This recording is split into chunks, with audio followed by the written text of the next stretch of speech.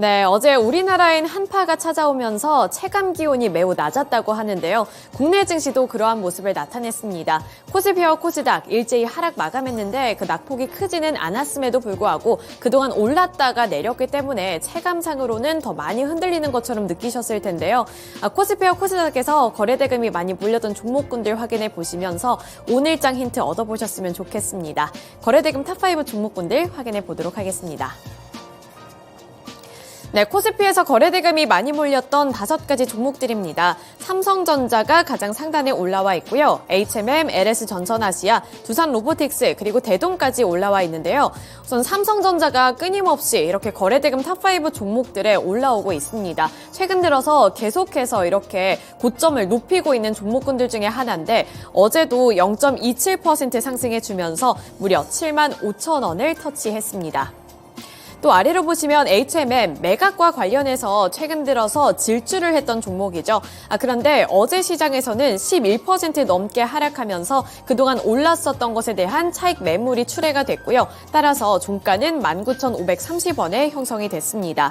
또 아래로 보시면 LS전선아시아, 두산로보틱스, 그리고 대동까지 올라와 있는 상황이고요. 로봇과 관련해서도 두산로보틱스 끊임없이 질주를 했던 종목인데 어제는 시장이 전반적으로 쉬어가면서 이 두산로보틱스의 주가도 2% 넘게 하락했습니다. 네, 이어서 코스닥 시장에서 거래대금이 많이 몰렸던 5가지 종목군들도 함께 알아보시죠. 전 가장 상단에 포스코 DX가 올라와 있고요. 포스코 DX 16.67%의 강세를 기록하면서 6만 200원을 터치했습니다. 코스피 이전 상장을 앞두고서 이렇게 급등하는 흐름을 나타내줬고요. 가장 상단에 위치해 있다는 점 보실 수가 있겠습니다. 알테오젠이 21.02% 강세를 기록했고요. 에코프로 그룹주들은 어제 상대적으로 약한 흐름을 드러냈습니다. 에코프로가 4.81% 하락한 69만 2천 원을 터치하면서 결국에는 70만 원 선을 다시 한번 내어줬고요. 에코프로 BM도 3.92% 밀려난 30만 6천 원을 기록했습니다. 마지막으로 와이즈버즈는 상한가를 터치했는데요. 29.93% 오른 1,745원을 기록했습니다. 네, 이렇게 코스피와 코스닥에서 주목을 받았었던 거래대금이 많이 몰렸었던 종목군들 함께 알아봤는데요. 이어서 특징 종목들도 확인해 보도록 하겠습니다. 네, 첫 번째 특징 종목으로는 LS전선아시아 살펴볼 텐데요. LS전선아시아가 그 전거래일 시간의 거래에서도 급등을 했던 종목 중에 하나인데 이번에 정규장에서까지 22% 넘는 강세를 기록했습니다. 22.87% 오른 22,400원을 기록했는데요. 해적 케이블 시장 확대와 함께 히토류 공급 등 신사업 추진에 박차를 가하고 있다는 사실이 이렇게 주가를 견인하고 있습니다. 베트남과 남아공, 사우디 등 이 해외 생산 거점을 바탕으로 미국과 유럽, 중동 등 해외 시장에서의 사업을 확장해 나가고 있다는 점도 긍정적인 모멘텀이 되고 있는데요. 특히나 베트남 시장에 이 전문가들은 주목을 하고 있습니다. 이 베트남 전력 시장의 성장과 도시화율이 높아질수록 이 전력 케이블의 지중화 사업과 함께 고부가 제품의 수요가 증가하고 있는 추세에서 LS전선아시아는 베트남 풍력 시장을 선점을 해서 이 향후 고부가 시장 확대로 인한 지속적인 수혜가 예상이 된다는 평가가 지속적으로 나오고 있는데요. 이렇게 LS전선아시아 같은 경우에는 최근 들어서 히토류 사업이라든지 해적 케이블 시장 확대 등 이러한 긍정적인 모멘텀을 안고 있는데 베트남에서도 시장을 확대할 것이다라는 기대감이 유입되면서 LS전선아시아 이렇게 22% 넘는 강세를 기록했습니다. 그리고 어제 이 시간 제가 말씀을 드렸지만 구리와 관련해서 이 LS전선 측에서 새로운 물질을 개발을 했다라는 소식까지도 호재로 작용이 되고 있다는 점 참고해 보시면 좋을 것 같습니다. 네, 이어서 두 번째 특징 종목 확인해 보겠습니다. 두 번째 특징주로는 대동을 살펴볼 텐데요. 대동이 어제 상한가를 기록했습니다. 29.98% 오른 18,080원의 종가를 기록했는데요. 어제는 대동을 중심으로 대동그룹주들이 일제히 강세를 기록했고 상한가를 또 터치해내는 모습이 나타났습니다. 이 대동은 농기계 업종 내에서 테슬라로 불리면서 농슬라라는 별명을 안고 있기도 한데요. 포스코와 로봇 공급 계약을 체결했다는 소식이 어제 시장의 가장 큰 화제였습니다. 포스코는 포스코 제철소에 특수환경 임무수행 로봇을 투입할 예정인데요. 내년 7월부터 이제 이 대동은 포스코와 공동 개발을 해서 리모컨 원격 조정 로봇을 현장 검증 목적으로 만들 것이라고 밝혔습니다. 이 농기계 자율주행에 이어서 이제는 로보틱스 부문에도 본격적으로 진출을 한다라는 기대감이 유입되면서 어제 대동 쪽으로도 수급이 많이 쏠렸고요. 따라서 29.98%의 상한가를 가져갔습니다. 네, 이어서 다음 종목 확인해 보겠습니다. 다음 종목으로는 알테오젠 살펴볼 텐데요. 알테오젠도 어제 정말 무섭게 질주했습니다. 21% 넘는 강세를 기록하면서 21.02% 오른 88,100원을 기록했는데요. 알테오젠도 개별적인 호재 소식이 있습니다. 대전 본사의 기업부설연구소가 품질경영 시스템 국제규격인 ISO 9001을 인증을 취득했다고 밝히면서 이쪽으로도 기대감이 높아졌고요. 알테오젠의 주가 21% 넘게 급등해줬습니다. 네, 이어서 다음 특징 종목 확인해 보겠습니다. 다음 특징주로는 와이즈버즈 살펴볼 텐데요. 어제 와이즈버즈뿐만 아니라 틱톡과 관련되어 있는 관련 종목들이 일제히 급등을 해줬습니다. 그중에서 대표적으로 와이즈버즈 쪽으로 거래대금이 많이 몰렸는데 보시면 29.93%로 상한가를 터치했고요. 1,745원을 기록했습니다. 이 동영상 엔터테인먼트 플랫폼인 틱톡이 국내의 이커머스 플랫폼인 틱톡샵을 진출하겠다라고 밝혔는데요. 우리나라는 이제 9번째 글로벌 시장 진출을 도맡게 됐습니다. 틱톡은 그간 국내 틱톡샵 론칭을 앞두고 말을 아껴왔지만 이번에 상표를 출원하면서 국내 진출에 속도를 가할 것이다라는 풀이가 나오고 있는데요. 우리나라 진출을 통해서 틱톡은 전자상거래 플랫폼으로 내년 글로벌 총거래액 500억 달러를 설정했습니다. 이에 따라서 기대감은 더욱더 높아지고 있는 상황이고요. 이 와이즈버즈 같은 경우에는 틱톡과 공식 마케팅 파트너사 협력을 맺었습니다. 따라서 관련 종목으로 부각이 됐고 시장에서는 거래대금이 많이 몰리는 모습이었습니다. 네, 이렇게 정규장에서 주목을 받았던 종목군들 함께 알아봤는데요. 이어서 시간의 거래에서 주목받았던 종목군들도 함께 보겠습니다. 우선 시간외에서 상승률 탑5 종목들인데요. 어제는 상한가를 기록한 종목들이 3가지나 있습니다. 우선 하나투자증권 우선주가 10% 꽉 채운 상한가를 기록하면서 시간외 거래에서 1,780원을 터치했고요. 엑시콘 같은 경우에도 시간외 상한가를 기록했습니다. 9.99% 오른 가운데 엔터파트너즈도 9.87% 상승한 3,340원을 기록했습니다.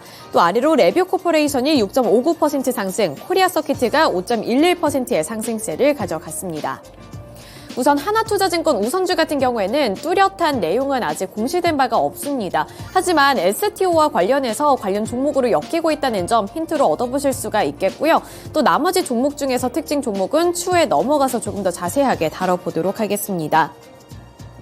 네, 이어서 시간의 거래에서 하락했던 종목군들도 확인해 보시죠.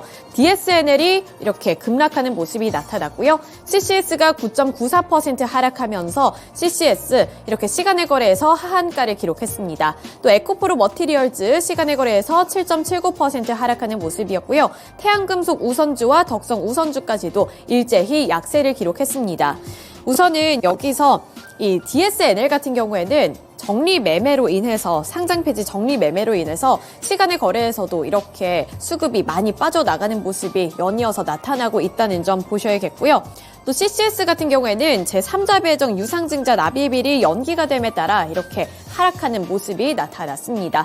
또 태양금속 우선주라든지 덕성 우선주 같은 경우에는 이 한동훈과 관련해서 비대위원장 취임 이슈에 급등했던 종목인데 이번에는 차익 매물이 빠져나가면서 시간의 거래에서 하락하는 흐름을 기록했다는 점 보셔야겠습니다. 또 에코프로 머티리얼즈 같은 경우에도 최근 들어서 매수세가 큰 폭으로 들어왔었는데 이 시간의 거래에서는 차익 매물이 빠르게 빠져나갔고 7% 넘는 약세로 거래를 마쳤습니다.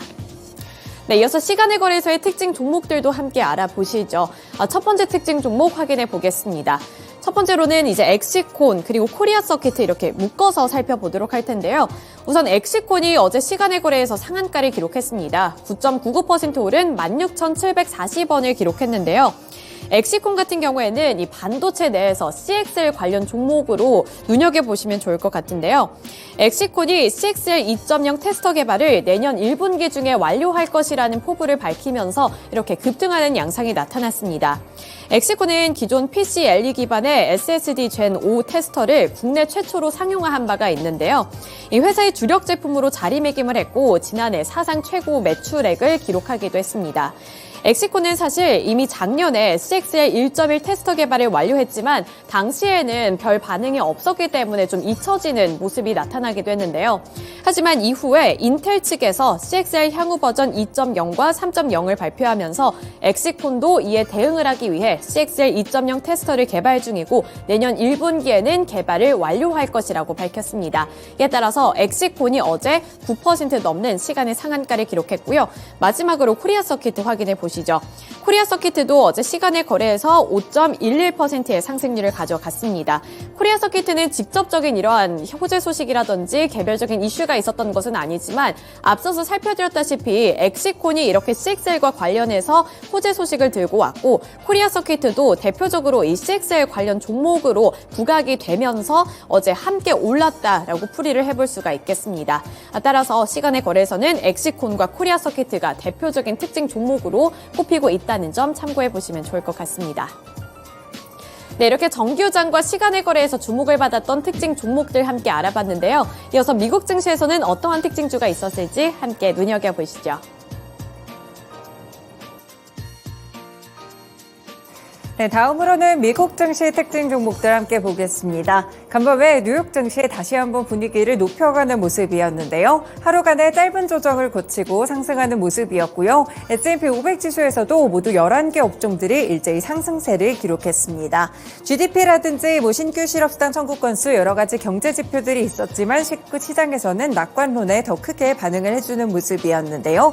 전반적으로 강세 흐름 기록한 가운데 나스닥 지수가 가장 강했습니다. 보시면 1.2% 상승으로 14,963포인트로 거래를 마쳤습니다. 네, 미국 증시에서도 굉장히 특징 종목들이 많았는데요. 오늘 첫 번째 종목부터 확인해 보시죠.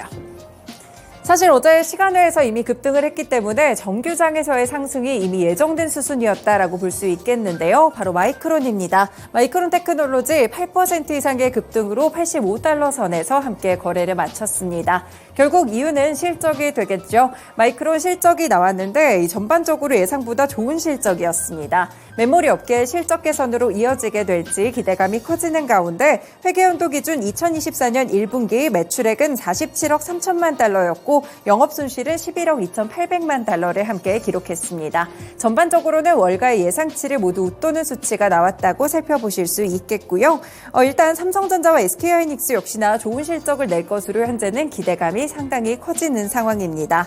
이번 실적을 조금 더 자세히 보시면 메모리 가격이 회복세를 보이고 있다는 점을 포인트로 잡아볼 수 있겠는데요. 낸드 플래시 부분에서 평균 거래 가격이 전분기보다 20% 상승했다고 밝혔습니다. 한 가지 긍정적인 재료는 마이크론이 공급 축소 기조를 이어가겠다라고 밝힌 점도 한몫을 했었고요. 그리고 내년 실적도 낙관을 하고 있기 때문에 메모리 불황을 드디어 탈피할 수 있을지 집중되고 있습니다. 네, 국내에서 관련 종목들 보시죠. 네, 어제도 체크해드렸지만 삼성전자, SK하이닉스 전반적으로 마이크론과 더불어서 함께 실적에 가장 크게 영향을 받을 수 있는 그런 종목들이 되겠습니다. 현재 구간에서도 보시면 삼성전자 어제는 강보합권으로 마무리 지은 모습이었는데요. 전반적으로 다시 한번 반도체 종목들이 시장 분위기에 힘입어서 올라갈 수 있을지 살펴보시면 되겠습니다. 네, 두 번째 특징 종목 봅니다. 크루즈 업체로 유명한 카니발인데요. 이 종목의 경우 6% 급등으로 $19 선에서 거래를 마쳤고요. 마찬가지로 여행 관련 종목인 익스피디아 그룹도 함께 이 매기가 확산되면서 4% 이상의 상승세를 보였습니다. 네, 카니발은 꾸준하고 강한 수요가 유지되면서 적은 분기 손실을 기록한 점에 주목이 됐는데요. 매출도 추정치를 상회하면서 지금 크루즈 운영사들이 가격적인 측면에서 우위를 점할 수 있는 환경들이 나타나고 있습니다. 비싼 티켓에도 불구하고 다른 해외에서 보내는 휴가보다는 크루즈를 통한 여행들이 훨씬 더 저렴하다는 매력도 때문에 젊은 여행객들이 최근 빠르게 늘어나고 있다고 하는데요. 컨퍼런스 콜의 내용을 보시면 블랙 프라이데이와 사이버 먼데이 전후로 2주간의 예약량이 사상 최고치를 기록했다고 합니다. 내년 객실 점유율도 3분의 1가 높은 가격으로 이미 예약이 됐다는 그런 CEO의 멘트까지도 함께 있었는데요. 다음 분기에도 순수익률이 지난해 대비 16.5% 증가할 것으로 보고 있습니다. 이렇게 크루즈 업체들의 이런 강세 호조들이 지속되고 있고 여행에 대한 수요까지 함께 폭발적으로 늘어나게 되면서 카니발 간밤의 주가도 상당히 좋은 모습을 기록했었는데요. 국내에서도 관련 종목들 함께 체크해 보겠습니다. 네, 사실 국내에서는 카니발 관련 종목이라고 하기는 조금 어렵죠. 여행 관련 종목들로 함께 준비했는데요. 여행주들도 이 코로나19 이후에는 계속해서 폭발적인 수요에 대한 기대감에 주가가 잠시 상승하는 구간도 있었습니다. 최근 들어서는 그렇게 돋보일 만한 실적이라든지 돋보일 만한 성장세는 보이고 있지 않지만 역시나 좀 가격 메리트가 있는 여행 쪽으로 살펴보시면 좋을 것 같은데요.